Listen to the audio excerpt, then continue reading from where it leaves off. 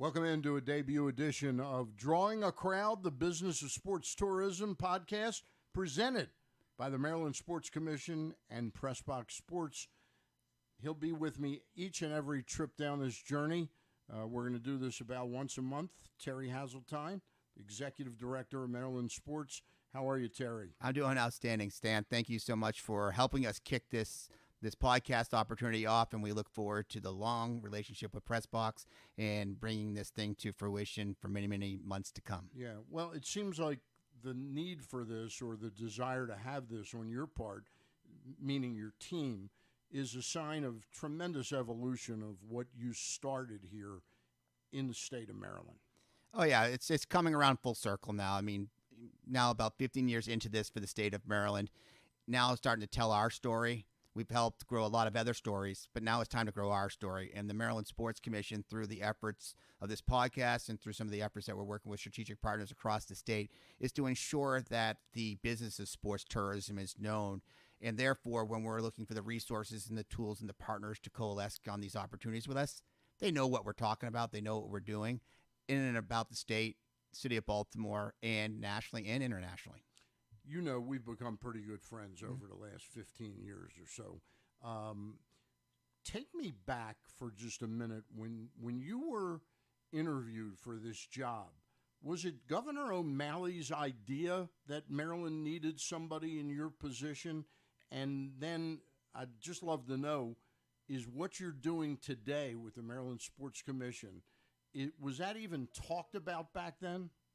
So it's a great question, Stan. And yes, so Governor O'Malley's transition team created a report, obviously, for his administration when they took office. And they highlighted an emphasis in the state that sports tourism wasn't getting the devotion that it needed, that states around Maryland were getting a larger piece of the youth and amateur, pie, as well as some of the collegiate and some of the, traveling professional events that were out there. So they went out and hired a guy from Kentucky, me, to come. They took a chance. They took a chance and, asked me to create a model that would work in the state of Maryland, but also might become a model that others might want to emulate long term. And so over the course of the last 15 years, we've been putting all of those puzzle pieces together, both at the state level and a partnership level through Team Maryland and through legislation that we've created over the years as well, to ensure that the stability of the sports tourism market in the state of Maryland is not only here to stay, but here to play long term. Speaking of long term, you and I early on had discussions about, you were hired by a Democratic governor, and the state of Maryland has historically been pretty much a Democratic enclave.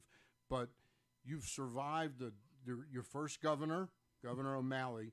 Then it went to Governor Hogan, and now you've got the new governor. Yeah. Tell us what that's been like and what you were able to accomplish, because this isn't a job that is at the behest of the governor. It should be a job that has some length to it and the ability for continuity. Yeah, it's a position that needs continuity, and I think some of the moves that we've made over the years under all of the administrations that you spoke of has allowed us to create the vehicle that now is the Maryland Sports Commission. We have two very significant grant programs now in place. We have a staff and also a nonprofit arm that have allowed us to grow and enhance the profile for the state of Maryland, that others are really paying attention to what we're doing, and others are starting to follow our lead. So not only you having the chance to be the chair of the National Association of Sports Commissions back in the day when I had that opportunity in 13 and 14, but now going back and look at the sports ETA and where it is today, if you look at a lot of things that are happening at the state model level, they're coming back to Maryland and a few others of us in the industry, because there's very few of us at the state level that are doing things like owning events and operating events, creating statewide initiatives that actually have a backbone and a funding structure to them, and also have the lineage within the government that they need to have in order to get things done. So we've created a very unique model. We've been blessed by all administrations, have all carried a key cog in creating this opportunity. And now with Governor Moore, our job now is just to continue to enhance and grow and build the economy, the image, and the quality of life for our residents here in Maryland through sports tourism. And I've been given that tool. It's a very interesting the way your job has evolved. You know, with the Maryland being the executive director of Maryland Sports, and now having the Maryland Sports Commission and Sports and Entertainment Corporation of Maryland. When you were hired, though, was the idea that you would come in and draw big events like Army, Navy, NCAA lacrosse, and other soccer matches, possibly a World Cup, and also create events like you've done with the Maryland Cycling Classic and the 5-star event? Yeah, I mean, at the end of the day, it's all about creating a portfolio that is about recruiting events and creating net new opportunities, new dollars coming into the state of Maryland through events that we either helping to grow and foster those relationships at a higher level, or bringing in those high-profile one-time hitters that are so significant to, the state and the image and the quality of life, because those are the marquee events that people recognize. You mentioned Army, Navy, NCAA lacrosse, international soccer friendlies, the pursuit of the World Cup, and then creating events that we can create as tentpole opportunities. One of our favorite events is coming up here in a few months in May, the Preakness. That's a tentpole event for the state of Maryland. People recognize it. As a matter of fact, we have big debates over it. We have facility conversations about it. So all that stuff lives and is, part of the Maryland fabric. So part of our responsibility is to grow and create events that we own and operate that can become the next Preakness. So we've created the Cycling Classic, which in its, coming on its third year in 2024, is still the biggest professional cycling road race in the United States in its third year. And then you have the Maryland 5-Star, which we helped grow and foster up in Cecil, gone through a very competitive bid process. But now we own it, and we operate it, and we manage it through the Sport and Entertainment Corporation, so that we can maximize the development that was done by the state, at that, DNR property, and to make sure that event returns year in and year out. So the investment for the state is also maximized by the utilization of the facility long term. And that's only one of 7 in the world and only 2 in North America. So the events that fall under our current portfolio and our nonprofit are unique in their nature. And now our job through this and the development of our board is really coming together on the nonprofit side. We had a tremendous board meeting this morning, as a matter of fact, talking about the future, the growth, and the potential of where our nonprofit can go. But at the end of the day, it needs that core base entity, which is a sports commission for the state of Maryland, which is a division of the Maryland Stadium Authority. Because without that anchor tenant, the other things don't have the connectivity that they need in order to get the job done. The Maryland Sports Commission, you also inherited quite a big youth and amateur programs that in the state of Maryland when you moved here from Kentucky. In other words, when you moved here, I thought it was all about attracting big events here. But you inherited something that was very fertile and alive and profitable. Yeah, so Maryland was, doing a lot of the youth and amateur related activities. There's a lot of great companies out there doing some wonderful events. When we came in, our job was not to upheave those events. Our job was to find out where were their shortcomings and if they had any, and how do we help them grow and enhance their portfolio. And we did that right out of the gate, giving them access and helping create more facility access and helping events that were maybe, 50, 60 teams grow to be 100 to 200 teams. More teams coming in from out of state in concert with the local teams playing, creating that new tax revenue, hitting the economy of our partners across the state. The other thing that happened, too, is it created a network across the entire state. We were crossing county lines. And that was not happening when I first got here. Everybody was in their box. Turf, yeah. Everybody was in their own box. And you watched events like the Columbia Invitational expand from being a Howard County-based event, now using Baltimore County, Montgomery County, and Anne Arundel County fields over the course of that Memorial Day weekend. They went from an event that was, shy of a couple hundred teams, now almost, pushing 700-plus teams, coming in over that Memorial Day weekend. And you're seeing that happen in a lot of other events that we've tied ourselves to through our grant program, through our efforts and energy with our Team Maryland partners and our Maryland-owned partners. And what Maryland-owned partners are people who have based their operation out of Maryland, meaning that they're the true small business in the state of Maryland who are just trying to do good works on behalf of the state through their events. And we made sure that they knew they had a place at the table with us along with our Team Maryland partners, which are the destination marketing officers. It reminded me, listening to your answer there, Terry, when we got to know each other a couple of years into your being here, one of the big things you accomplished and your team accomplished was taking an inventory of all the actual facilities that could be used for. This could be used for soccer. This could be used for baseball. This could be used for lacrosse. That was a pretty big endeavor back in those days. Well, it was, because that information existed. It just hadn't ever been cataloged. And one of our efforts right out of the gate is, if we're going to help these Maryland-owned partners and our Team Maryland partners grow the opportunities and really gain, their traction in the sport tourism space, we had to make sure that we understood how we were going to help them drive that positioning. And not knowing where our facilities were and not knowing what facilities we had, was a driving point. Not every facility is meant to be prime time. Right. But there are facilities out there that are great for training, great for practice, that allow us to move the competition to prime time. So understanding what the net assets were for those venues was really important and critical to myself and my team. So, like I said, we can't walk through the front door and be a deer in headlights and not know what we're talking about. So we had to, get up to speed on a lot of information and very fast. And it took a lot. How long did that take, Terry? I mean, Well, is that a 6-month?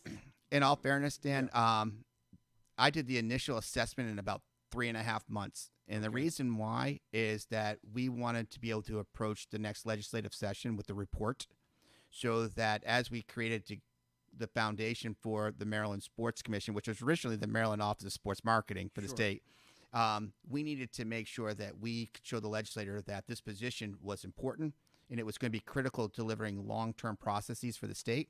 So I was a road warrior. I mean, I literally traveled the entire state in 3.5 months and sat in and met a lot of great people. You being one of those. Yeah. You were the third person. I think it was the second or third person I met in Maryland upon my arrival. And you were on the cover, not a picture of you, but the job you were taking.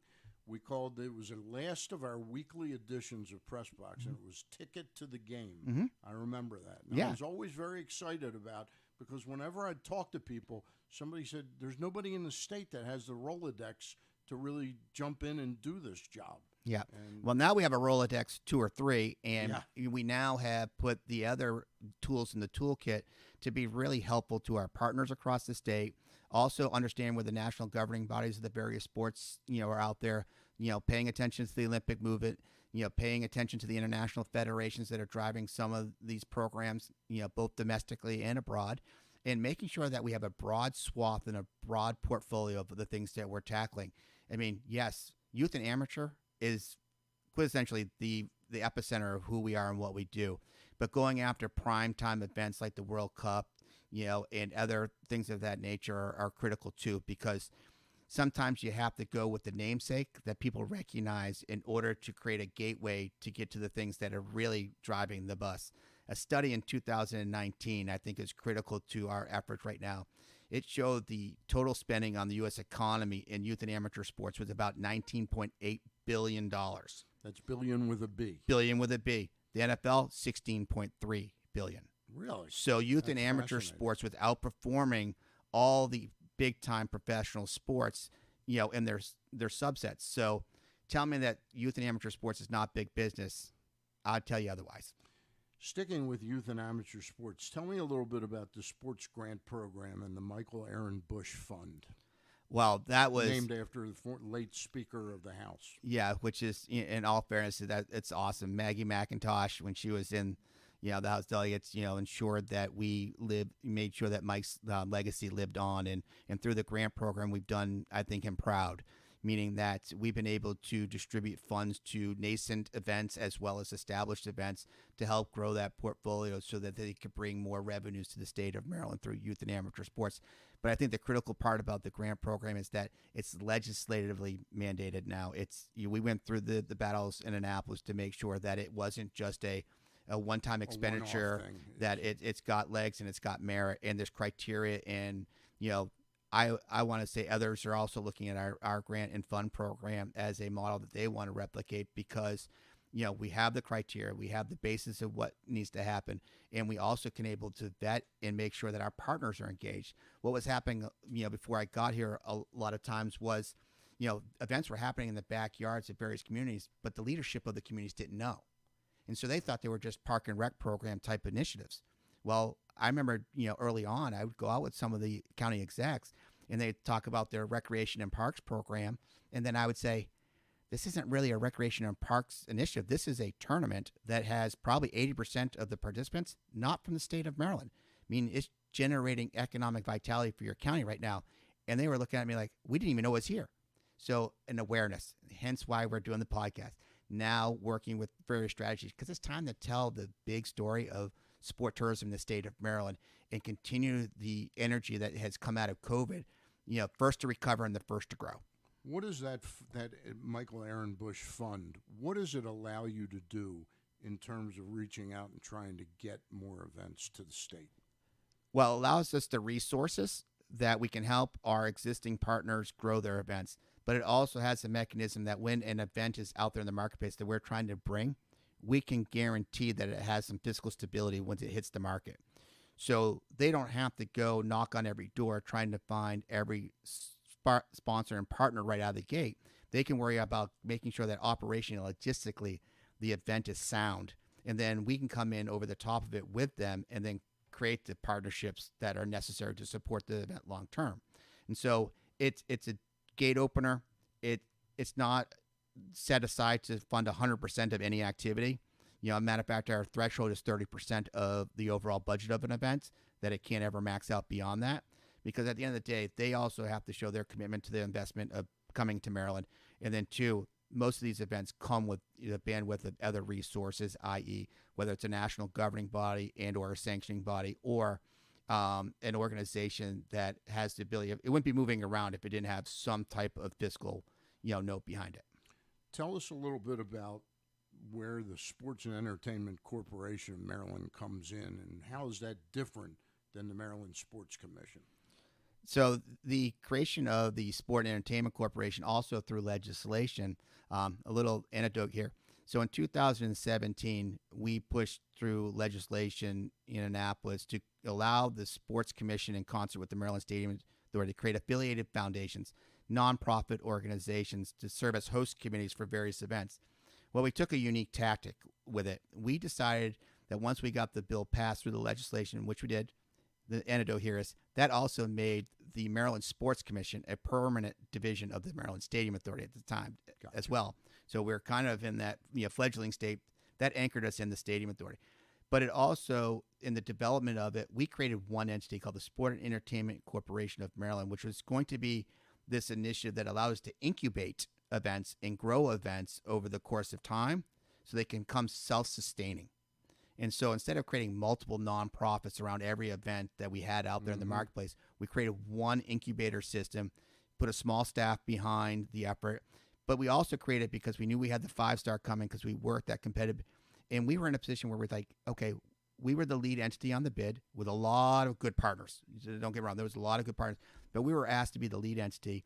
And as a lead entity on an effort like that, and knowing that the state was investing in the facility up at Fair Hill, we needed to make sure that the event got off the ground and that we had certain controls in place to make sure that the event launched right.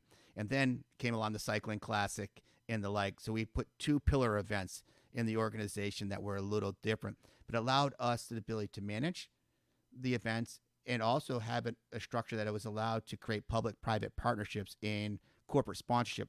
Whereas a quasi-government agency on the Sports Commission side, don't mean this in any negative way, but most corporations don't want to give to the state. Matter of fact, it's the other way around. So we needed an entity that was able to knock on doors and ask for corporate partnerships, strategic alliances, and those type of things. Hence the birth of the Sport and Entertainment Corporation of Maryland, which I am the president of that organization as well. All right. Now, is the job of the Sports and Entertainment Corporation to create more events on par with the 5-star and the Cycling Classic, or is it to just operate those events? Well, that's the cool thing right now. A new board is in place with the Sport and Entertainment Corporation. They're getting their feet really wet on all the things that we do as an organization. And I think the really cool thing is that we get to determine what the future of the Sport and Entertainment Corporation. Yes, we have the 5-star. Yes, we have the Cycling Classic. And yes, we have the AAU Junior Olympics in 28 and 32. So every 4 years starting in 28, 32, 36, and beyond, the AAU Junior Olympics, which is the largest multi-sport youth event in the nation, will be coming to Baltimore every 4 years. So those are the three things that are the pillars of the Sport and Entertainment Corporation. However, we will identify other opportunities based on the board's direction and based on consult with the Sports Commission to ensure what we're growing and or taking under that portfolio makes sense for the state of Maryland, the citizens of Maryland, and make sure that the corporate wherewithal and the fiscal notes can be met on any net new event that we take into that portfolio. I want to talk to you about an event that's just about to tip off in a couple days, and that's the CIAA Classic that will be here for its third year. Yep. Tell us how that came about and how that partnership is working out. Well, the CIAA basketball tournament is a tremendous opportunity for the state of Maryland and the city of Baltimore. You know, when first pursued, it was a collection of, city leaders, led by Al Hutchinson with Visit Baltimore, Yep. Shalonda Stokes with Downtown Partnership, and several others, and the mayor at the time, to try to bring an HBCU-led basketball tournament to the city of Baltimore. We explored other tournaments, within that fabric. And, Al knew the CIAA from a previous, position. And we knew that they were looking to create new culture and new identity around their tournament, that was in Charlotte at the time. They needed to figure out a way to. It was highly successful in Charlotte. It was, but it started to lose its control, for lack of better words. There are a lot of additional events that were creating around the CIAA basketball tournament that weren't necessarily in the identity and or the control of the CIAA itself. Okay. So them having a chance to uplift and basically reformat and restructure how they wanted to put an event together. And with Baltimore and our team sitting there ready to say, we really want this in our environment. We really want to bring this to fruition. Their council of presidents listened to us, and ultimately, they made the decision that Baltimore would be a great location with our partner at Bowie State and Dr. Bro and her team and Clyde Doherty and his team in the athletic department, collaborating on this event, knowing that we were as far north as they were willing to go with the conference because their membership is, obviously south. Yep. But we landed it, and then right as we landed it, obviously our friend COVID, hit us. So the first tournament was actually virtual. Yep. And then last year, you saw an event starting to really take shape in the way the CIAA envisioned it. Great events, ancillary events around a basketball tournament. And then a basketball tournament that had really great ancillary events to draw it together. Right now, this event is driving and growing the way we all anticipated it would should we have not had the COVID hiccup. So we're really excited about the potential and the opportunity of the CIAA. And I think this year we're going to see a package that's even more enhanced than the previous years. And we're really excited that we have another couple of years on this contract to really show the CIAA why, when this contract potentially comes to conclusion, they have no other place to go but Baltimore because the standard will be set so high. The personal relationship between Al Hutchinson and Jackie McWilliams. Talk a little bit about that. That relationship is outstanding. Jackie McWilliams is probably, if not the best, the most sought after commissioner in college sports right now. She's amazing. She's amazing. She's dynamic. Everything about her just says awesome. And then Al has forged a really great relationship with her, and she has become a part of the fabric of Baltimore. Every time she comes to town, you feel like you want to hold a parade because you just feel so good around her. And then, like I said, the relationship that Al's created with the commissioner and the council of presidents is just elevated, the opportunity here. And kudos to that partnership. We're excited that the Maryland Sports Commission is a part of delivering that tournament. And I wish we could find more Jackie McWilliams in this world because I think at the end of the day, it would make our world a lot better place. But her vision and her thoughtfulness is second to none. And, I really look up to what she's done with the CIAA, what she's done with the conference in her leadership. But more importantly, I like to call her a friend. Yeah, she's a wonderful, wonderful person.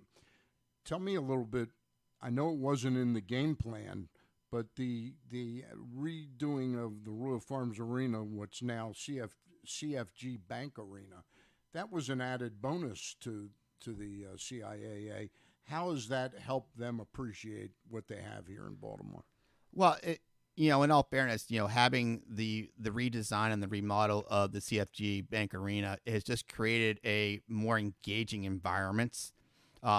It was long overdue, as we all know. The conversation about an arena in Baltimore was here long before I ever got here 15 years ago. It's still, conversation even with the remodel. I understand, Terry, that the original discussions that took place in Baltimore for the Civic Center, which opened in 1961, took place in 1906 in the city council in Baltimore. That wouldn't surprise me. Yeah. I mean, just through some of the dynamics that you learn over time. But the arena has really, changed its deliverables, the essence of it. I mean, it's a tremendous concert venue. I mean, what they've done to make that really a first-class concert venue. And you're going to see periodic sporting events like the CIAA and others taking advantage of that space. But at the end of the day, the unique challenge, that we will still have here is that the suites that they built are behind the seating bowl, which are not common to sporting events. You're used to being out in the seating bowl, being able to witness while you entertain. So that's going to be one of the unique things for sporting events in the future. However, what they have created is first class. What they have done there is deliver a great experience when you enter the building, and the CIAA is getting a chance to experience that. And then what we do to convert that arena and that one end zone to really give a connectivity for that, sponsorship, VIP interchange is critical too. And so kudos to the CFG Arena, kudos to Al and his team and the like, and Bon Whiting, who runs point for Al and Sanjay.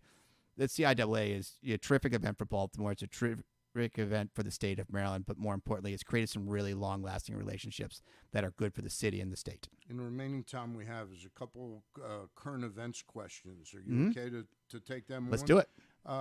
The new head of Maryland Stadium Authority, Craig Thompson. Yep. He's been in position, I guess, about 10 months or something like that.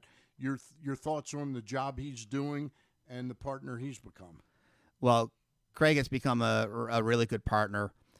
He's quickly got up to speed on the responsibilities of being the chair of the Stadium Authority. He's a great leader. He knows how to connect people and bring opportunities to the forefront.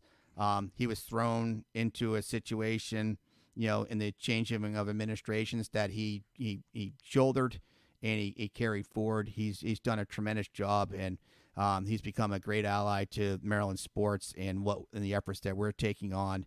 And I think the future is very bright for MSA. I think the future is very bright for Maryland sports and Craig's involvement. But I also want to give credit to, we've had, in my time, several chairs, and I've been very blessed that they all understood the value of sports tourism, the value of what we do. And it's just an ever-changing world. And, as we talked about earlier, you're going to shift the leadership sometimes. And when you shift that, the goal is to make sure that my responsibility is to make sure they understand exactly what we do and how we move forward and how they can help us, reach our goals.